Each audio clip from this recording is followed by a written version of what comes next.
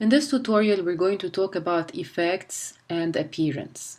Now, effects are under this menu item called effect, and as you can see, there are so many effects that you can play around with.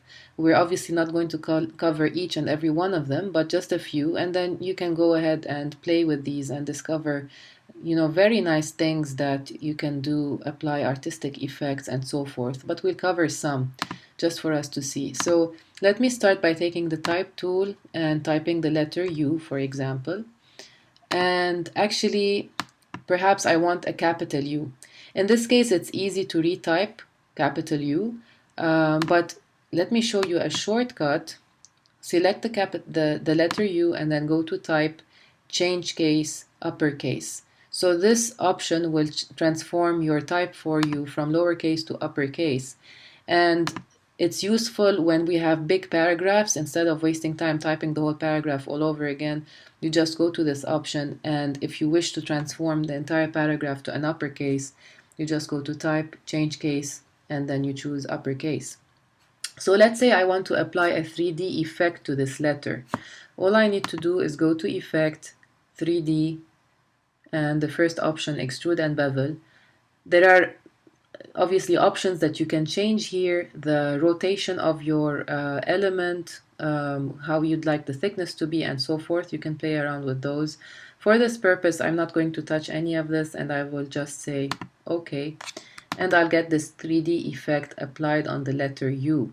Now, 3Ds are obviously more interesting when you have real objects, so you can try that on different objects of your choice. Another thing we want to cover in this tutorial is how to make a zigzag. So if I draw a random rectangle on the artboard, again, go to Effect, and then Distort and Transform. You can see that under this section, you have all sorts of effects that distort your current element. So you can make something, a twist, zigzag, and so forth. You choose what you want. For this case, I'm going to select zigzag, and right here I can add the size of zigzag and the ridges per segment. So if you play with those, it affects the size of your zigzag and the ridges. And if you wish to see, obviously, before you hit OK, you can look in preview how that will look. And you can make it either corner or smooth. So if I select smooth, it's going to be wavy as opposed to, angular. So I'm going to hit OK. And, that's one thing I did. Very easy, just one button away. Another thing is, let's say you have a business card, for example, that is white. Therefore, I will color this rectangle white. And right here you have your logo, your name, last name, whatever, your telephone number. And then finally you wish to show this in your portfolio, for example. If it's white on white, how will you see it, right? Well, one thing you can do is apply a stroke just by going here and putting a stroke. But look at it, it's not bad, but it's a bit bold, a bit too thick, perhaps. So a nice, subtle, and classier way, if you will, is just to apply a nice shadow behind something that's white. So let me go ahead and do that. I remove the stroke from my rectangle, my white rectangle, and I'm going to go again under Effect, and that's under Stylize, Drop Shadow, or in this case you can choose Outer Glow.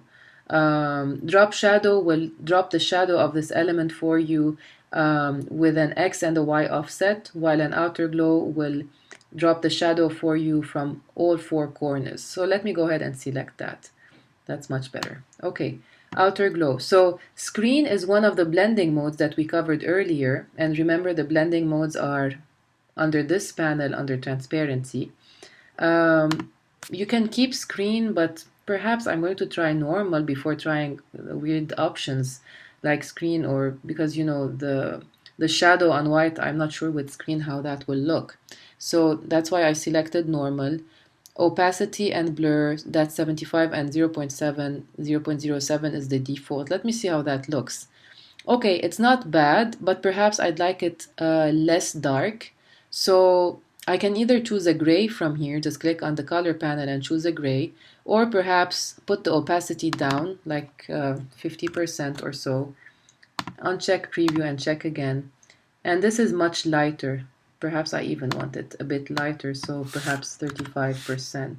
Now let me preview. Okay, this is very nice and subtle. I'll hit OK, click outside, and that's, you know, your business card with a slight shadow under it. So it looks like it is basically, it is a white element, it is a white shape, but we are able to see it because of that nice little outer glow that we applied around it. So this effect I use a lot in my work because I feel that it puts something in, it looks nicer when something is white and has this light shadow. It looks more prominent, but yet it's still slick and delicate and classy. Another thing we can work with under effects is I have this Parisian scene right here. It's an image of somebody on a bicycle. I just found it online. And I want to show you the effects that we can apply here. There are so many nice effects that we can apply to transform this real image into a painting sort of image. So let's go under Effect. Obviously, we have to have our image selected, otherwise, what are we applying our effect on? Nothing, right? So make sure you select your image, go to Effect, and then under Artistic, we have all these options. I want to choose rough pastels, but I can also get to rough pastels and so many other options that are buried under these guys if I just click under on Effect Gallery. Okay, so Effect Gallery opened, and it probably opened on one option that I was working on previously, which is halftone pattern. In this case, I want to look for rough pastels, which should be under Artistic. So you see all of your options are right here. Do you want something artistic? Do you want brush strokes? Do you want to distort something? You know, sometimes you do. So it depends on what you want, and then you can go ahead and check what these do. They're really nice effects. So under Artistic, I want to look for rough pastels, this effect. So let me click on that. And you see what it does. It applies this nice pastel feel on my painting. It's not a painting, sorry, on my image, but it starts looking like a painting or like a, like a pastel drawing. I can also play with, how my canvas is going to be, the direction of my strokes. So let's say I play with the stroke length in this case. I have longer strokes. Do I want too much detail? This is too much. We hardly see anything anymore, so I shouldn't add too much detail either. What do I want? A canvas, sandstone. This is a completely different effect. Let me keep it canvas, and so forth. And then you can invert it. It looks, there's a slight difference. Nobody sees these except for, the author, the designer. So you choose what works for your judgment. To zoom out from this view, you can just hit Command minus, okay, and that will help you see what you've done. If you're happy with this, you can hit OK, or you can apply another effect. Okay, so then you'll have two effects applied. For this purpose, I'm happy with the result, so I'm going to hit OK, and it takes a slight moment for that to be applied, and I end up with a nice result of an artistic looking Parisian scene, almost like a painting. Now, what if I do changes under effects like a zigzag, a drop shadow, an artistic effect, and what if later on I want to change it? For example, what if in the future I want to change this wavy zigzag into an angular zigzag? How do I get back to this stage? This is very important because we don't want to basically redraw a rectangle and reapply a zigzag. We don't want to do that. We want to be able to get back to this existing rectangle and the existing zigzag and modify that. To do that, there's this very important thing called appearance, which is right here. It's this circle with with another dotted stroked circle around it. So it's called appearance. Let's open that panel. And since I have my zigzag rectangle selected, I can see that all the options that I have, or all the effects that I have applied on my rectangle exist here. Where you see FX, that means the effect. So the appearance panel is telling me that your rectangle has a zigzag effect. If I have other effects applied to it, for example, a drop shadow, an outer glow, an artistic rough pastel, whatever, they will all be listed here under each other. And so I can get into this panel and modify everything. So in this case, maybe I want to change the wavy zigzag to an angular zigzag. What do?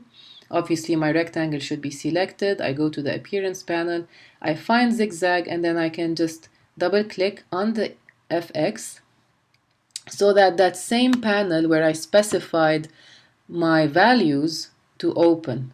And in this case, I can change smooth to corner, which is what I seem to want. Hit preview, I like it, and then OK.